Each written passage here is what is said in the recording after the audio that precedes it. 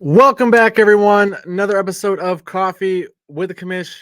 Coming off another outstanding day yesterday. 2-1 officially tracked, 3-1 if you played the Isaiah Livers bonus bet, courtesy of Mikey in the comments. He asked for a Pistons bet. I told him I'd get him one here soon, and then I found a spot yesterday. So 3-1 day, if you count those. Also had another pretty good day on the World Baseball Classic. If you're following me over on Twitter, profitable 27 the last 44 days.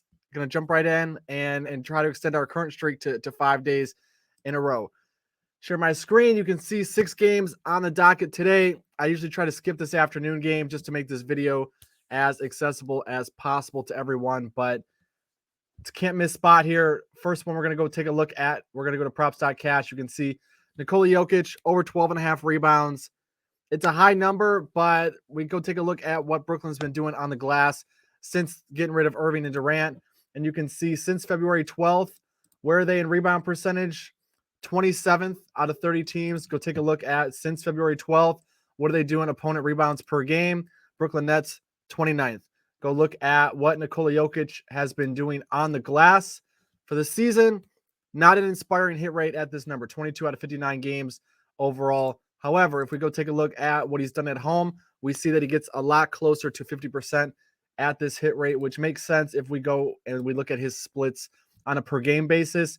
At home this season, averaging 12.9 rebounds a game. On the road, only 10.5 rebounds a game. So we're on the favorable side of this home and away split again because Denver is at home today.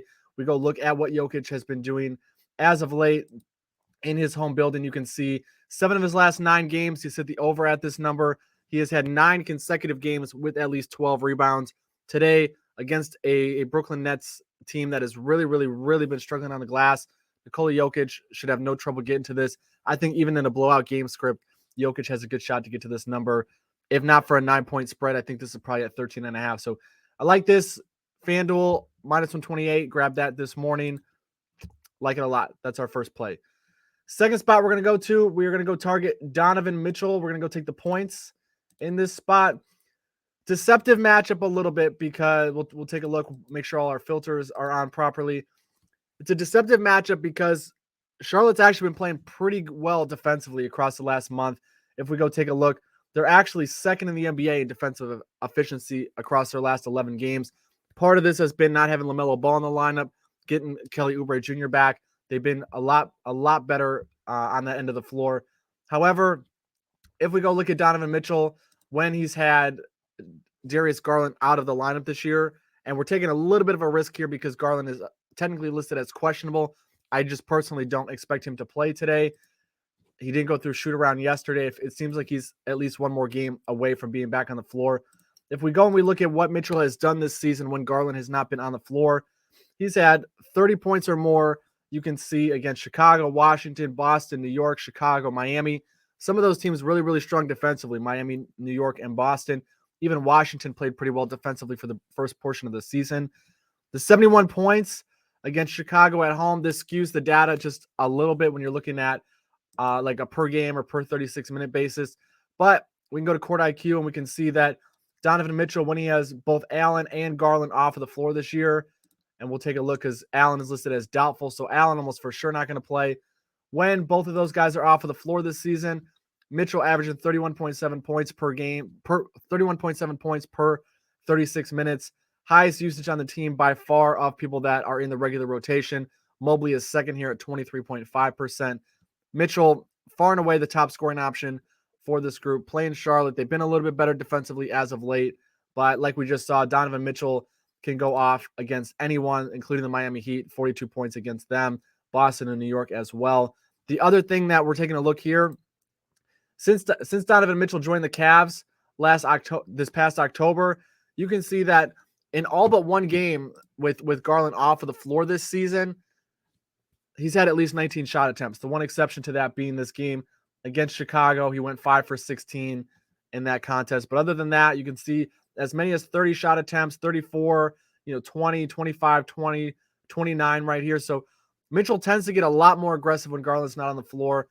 We're assuming Garland's not playing in this spot, so it's a little bit of a risk, but I do think even if Garland ends up on the court, Mitchell's competitive at this number, which makes me willing to roll the dice. And then if Garland is ultimately ruled out, this number probably goes to 29.5 or 30.5. So go grab Mitchell over 28.5. He doesn't really have any like stark home and away splits, nothing to be too concerned about in this matchup.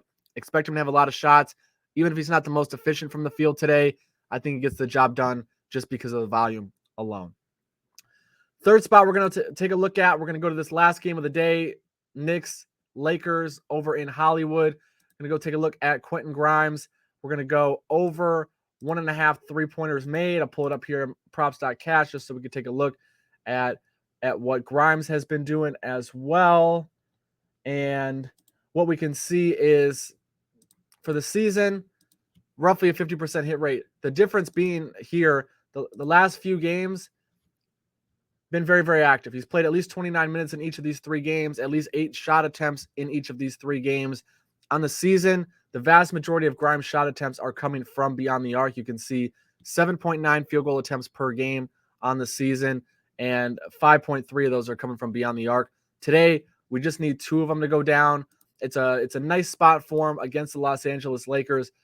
The Lakers have been a little bit tough defending the 3-point line. You can see that they're 5th best in opponent 3-point percentage across the last month. But similar to Donovan Mitchell, we're just taking the volume here. The Lakers are allowing the most 3-point attempts of any team in basketball across the last 30 days of action. I think if we see Grimes have 7 3-point attempts in this game, similar to what he had against Charlotte earlier this week, I think what we're going to end up seeing here is him go at least 2 for 7, which is still a bad game. But if he can make 2 shots from beyond the arc, I think this is really, really worthwhile, especially considering the -125 price. I would have expected this to be a lot closer to -150, given the expected volume that he's going to have from the perimeter. So just to recap, everyone, first spot, Nikola Jokic, over 12.5 boards, -128 on FanDuel. Donovan Mitchell, over 28.5 points, -120 over at FanDuel. Quentin Grimes, over 1.5 3-pointers made over at DK. Having a nice little run again, 4 days in a row profitable, 10-2-1. Last 13 video plays, if you count yesterday's bonus bet.